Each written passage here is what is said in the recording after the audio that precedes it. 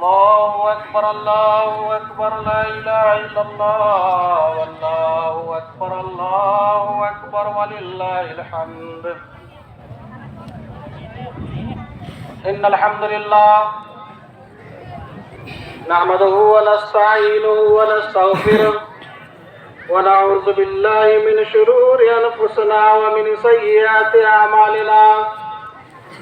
من يهده الله فلا مضل له ومن يضلل فلا هادي له. أشهد أن لا إله إلا الله وحده لا شريك له وأشهد أن محمدا عبده ورسوله. أما بعد فإن خير الحديث كتاب الله وخير الهدي هدي محمد صلى الله عليه وسلم وشر الأمور محدثاتها وكل محدثة بدعة وكل بدعة ضلالة وكل ضلالة في النار. أعوذ بالله من الشيطان الرجيم.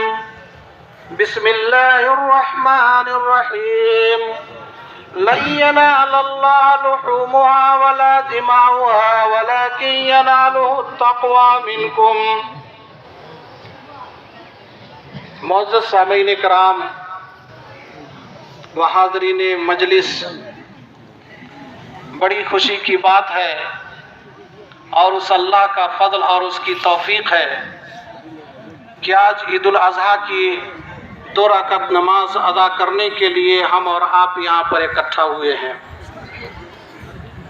جس خوشی کے مقام کے ساتھ میں تذکرہ کر رہا ہوں، وہیں پر یہ بات بھی یاد کرنا ضروری ہے کہ اب تک ہمارے اس گاؤں کے جو امام تھے، اللہ تبارک تعالیٰ نے ان کی فطری موت کی وجہ سے کل انہیں دنیا سے اٹھا لیا. آج ہمارے بیچ وہ موجود نہیں ہیں، کل تک موجود تھے. ابھی 2.5 مہینہ پہلے کی بات ہے کہ عید الفطر کی نماز کے بعد میں یہاں پر کھڑا ہو کر تقریر کر رہا تھا اور یہاں پر میرے بغل میں وہ کرسی پر بیٹھے ہوئے تھے. لیکن اللہ تبارک تعالیٰ اور اللہ کا اٹل فیصلہ، اور اس فیصلے کے سامنے ہم اور آپ بالکل بے خود ہیں اور عاجز ہے. اللہ کے فیصلے کے سامنے کچھ نہیں کر سکتے. افسوس کا مقام ہے کہ کل وہ ہمارے درمیان سے رخصت ہو گئے اور رحلت فرما گئے، انتقال کر گئے. انا للہ و انا الیہ راجعون. اللہ تبارک تعالیٰ انہیں جنت الفردوس میں جگہ عطا فرمائے، ان کے ورثہ اور لواحقین کو صبر جمیل کی توفیق عطا فرمائے. اللہ تعالیٰ ان کی بشری لغزشوں کو درگزر فرمائے. آج ہمارے درمیان وہ موجود نہیں ہے. میں پوری عقیدت کے ساتھ ان کو خراج عقیدت پیش کرتا ہوں. اور اسی کے ساتھ ساتھ کوئی بات آگے کرنے سے پہلے میں اعلان کر دینا چاہتا ہوں کہ جس طرح سے مولانا ابو طلحہ صاحب مدنی رحمۃ اللہ علیہ اس گاؤں کے امام تھے، ان کی جگہ پر رات ہم لوگوں نے عشاء کی نماز کے بعد جامع مسجد میں بیٹھ کر کے تقریباً 35-40 لوگ، اس میں سے کچھ لچمنیا سے بھی آئے ہوئے تھے، ہم لوگوں نے سارے علماء کرام نے جتنا بھی مولانا لوگ ہیں جنگڑوا بستی کے اندر اور کچھ یہاں لچمنیا کے اندر، سارے لوگوں نے بیٹھ کر کے متفقہ طور پر جناب مولانا ابو طلحہ صاحب کے چھوٹے بھائی حافظ معراج صاحب کو اپنا امام متعین کر لیا ہے. میں اعلان کے طور پر آپ کو کہنا چاہتا ہوں کہ صرف آج کے لیے نہیں، بلکہ حافظ صاحب جب تک بحیات ہیں اپنی زندگی کے آخری سانس تک ہمارے امام رہیں گے. ہمیں عیدین کی نماز پڑھائیں گے. جامع مسجد کے اندر خطبہ کی ذمہ داری بھی ان کی ہوگی کہ وہ جن سے چاہے جمعہ کا خطبہ دلوائے. ملا جلا کر کے اس گاؤں کے امام ہمارے نئے مقرر ہو گئے، جناب حافظ علقمہ صاحب حافظہ اللہ. اللہ تعالیٰ انہیں صحت اور عافیت سے نوازے اور انہیں صحت اور تندرستی عطا کرے. معزز سامعین کرام، اللہ تبارک تعالیٰ نے سال میں مسلمانوں کے لیے 2 عیدیں رکھی ہیں، ایک عید الفطر اور دوسری عید الاضحیٰ. عید الفطر کی نماز کے بعد 2 مہینہ 10 دن کے بعد آج ہم اور آپ یہاں پر عید الاضحیٰ کی ادائیگی کے لیے بیٹھے ہوئے ہیں. عید الاضحیٰ کیا چیز ہے؟ یہ اللہ کے نبی حضرت ابراہیم علیہ السلام کی سنت کا تذکرہ ہے. ابراہیم علیہ السلام نے اپنی توحید بھری زندگی کے اندر، وحدانیت بھری زندگی کے اندر جو کچھ انجام دیا، آج اس کی ایک یاد دہانی ہوتی ہے کہ ابراہیم علیہ السلام نے ایک اللہ کے نام پر اپنی زندگی کے نہ جانے کن کن کٹھنائیوں سے گزرے اور کون کون سی پریشانیوں کا سامنا کرا، ہم اور آپ کتابوں کے اندر پڑھتے ہیں اور علماء کرام سے بطور تقریر سنتے ہیں، لیکن شاید سننے سے اور پڑھنے سے ابراہیم علیہ السلام کی زندگی کی کٹھنائیوں کا ہمیں اور آپ کو احساس نہیں ہوتا ہے۔ بات صرف اتنی کہنی ہے کہ ابراہیم علیہ السلام کو اللہ تبارک تعالیٰ نے آزر کے گھر میں پیدا کیا، اور وہ آزر بت پرست تھا، بتوں کو بیچتا تھا اور بتوں کو بناتا بھی تھا۔ پوری بستی کے اندر اللہ کا نام لینے والا کوئی نہیں تھا، صرف ایک ابراہیم علیہ السلام ہی ایسے شخص تھے جن کے دل کے اندر اللہ تبارک تعالیٰ نے اللہ کو پہچاننے کا مادہ پیدا کیا کہ ابراہیم علیہ السلام اپنے بچپنے سے ہی ایک اللہ کے اندر غور و فکر کرنے لگے تھے۔ جہاں ہزاروں لاکھوں دیوی دیوتاؤں کی پوجا کی جاتی تھی، جہاں پر اللہ کا نام سننے والا جاننے والا کوئی نہیں تھا، ویسے ماحول میں ایک ابراہیم علیہ السلام کے دل کے اندر یہ بات آتی ہے کہ آخر یہ مٹی کی مورتیاں، اسے لوگ کیوں پوجتے ہیں، اس کے سامنے ماتھا کیوں ٹیکتے ہیں، اس سے کیوں بلاتے ہیں، اس سے کیوں دعائیں کرتے ہیں۔ نتیجہ یہ ہوتا ہے کہ ابراہیم علیہ السلام نے اس بات کا اعلان لوگوں کے سامنے کیا۔ ایک اللہ کی معرفت اور اس کی پہچان کے بعد ابراہیم علیہ السلام نے برملا کر دیا کہ یہ سارے خدا جو ہاتھوں کے بنائے ہوئے ہیں کسی کام کے لائق نہیں ہے، بلکہ سب سے بڑا مالک اور مالک کل اور مالک مختار یہ اللہ رب العالمین کی ذات ہے، جس نے 7 آسمان و زمین کو پیدا کیا، ساری دنیا کو پیدا کیا، ہر انسان کو روزی پہنچاتا ہے، وہ لوگوں کو سکھ بھی دیتا ہے، دکھ بھی دیتا ہے، وہ بیمار بھی کرتا ہے، وہ شفا یاب بھی کرتا ہے۔ نتیجہ یہ ہوا کہ ابراہیم علیہ السلام کی اس بات سے قوم کے لوگ ناخوش ہو کر کے انہیں گاؤں سے نکال دیا۔ ابراہیم علیہ السلام نکل گئے، آگ میں ڈالا گیا، اللہ کے کرم فرمائی سے وہ بچ گئے، آگ نے ان کو نہیں جلایا۔ تاکتی آگ میں ابراہیم کو پھینک دیا جاتا ہے، اور اس آگ کے اندر یہ اللہ تبارک تعالیٰ نے جو جلانے کی کیپیسٹی رکھی تھی اس کو کہہ دیا کہ مت جلانا۔ آگ کے تاکتی آگ کے بیچ میں ابراہیم علیہ السلام بیٹھے ہوئے ہیں اور ان کے جسم کا ایک بال بھی نہیں جھلس پاتا ہے۔ یہ دنیا نے ایسا کرشمہ دیکھا جو آج تک نہیں ہوا تھا، یا اس زمانے تک نہیں ہوا تھا، یا اس کے بعد آج تک نہیں ہوا تھا کہ کوئی شخص آگ کے بیچ میں بیٹھا ہوا ہو اور اس کے جسم کا ایک رواں بھی نہ چلنے پائے، وہاں بھی بچ جاتے ہیں۔ اور اس کے بعد ایک گھڑی ایسی آئی کہ اللہ تعالیٰ نے ابراہیم علیہ السلام کے دل کا، توحید کا، اللہ پر ایمان کا امتحان لینا شروع کیا۔ بڑھاپے کے عالم میں ایک اولاد تھا کہ اسماعیل کی صورت میں جب 81 برس 80 برس کی عمر ہو جاتی ہے تو ابراہیم علیہ السلام کے گھر میں ایک بیٹا پیدا ہوتا ہے۔ وہ بیٹا کتنا محبوب اور کتنا چہیتا ہوگا کہ آج کے وقت میں اگر کسی کے پاس اولاد نہیں ہے اس کو نیند کیسے آتی ہوگی۔ جب اولاد کی یاد پڑتی ہے اس کو تو اس کے دل پر کیا گزرتا ہوگا۔ جس کی اولاد اس دنیا سے اٹھ جاتی ہے، مر جاتی ہے، اس کے دل پر کیا گزرتا ہے۔ ایک حساس باپ جس کے سینے میں انسان کا دل ہے، اگر اس کی اولاد اس کی زندگی کے اندر اس کے نظر کے سامنے گزر گئی ہو، وفات پا گئی ہو، اس باپ کے دل سے پوچھئے کہ اس کے دل پر کیا گزرتی ہے، اسے کیسا محسوس ہوتا ہے۔ ایک بیٹا ابراہیم علیہ السلام کا، وہ بھی بڑھاپے کے عالم میں جب وہ پل بڑھ کر کچھ بڑا ہوا، کسی کام کے لائق ہوا، اللہ تعالیٰ نے دنیا کے اندر انسانوں کو دکھانا مقصد تھا۔ اس ابراہیم کو کہتے کہ ابراہیم اپنے بیٹے کو میرے نام پر تم ذبح کرو۔ خواب دکھایا، حضرت ابراہیم علیہ السلام خواب میں دیکھتے ہیں کہ میں اپنے بیٹے کو ذبح کر رہا ہوں، چونکہ وہ اللہ کے نبی تھے، خواب ان کا سچا تھا، خواب کا مطلب اللہ کا حکم تھا۔ بیٹا سے مشورہ کر لیا اور کہا کہ میرے بیٹے، انی ارا فی المنام انی اذبحک، اے میرے بیٹے اسماعیل، میں نے خواب میں دیکھا کہ میں تجھ کو ذبح کر رہا ہوں۔ ابراہیم علیہ السلام جب اتنے بڑے نبی تھے تو ان کا 12-13 سال کا بیٹا نابوج کیسے ہو سکتا تھا؟ وہ سمجھدار تھا، باپ کے اشارے کو سمجھا، اپنے باپ کے ہاں میں ہاں ملائی اور کہا کہ میرے ابا جان، اگر اللہ نے آپ کو مجھے ذبح کرنے کا حکم دیا ہے، میں ذبح ہونے کے لیے تیار ہوں، آپ کیوں جھجک محسوس کریں گے؟ انشاءاللہ میں صبر کرنے والوں میں ہوں گا۔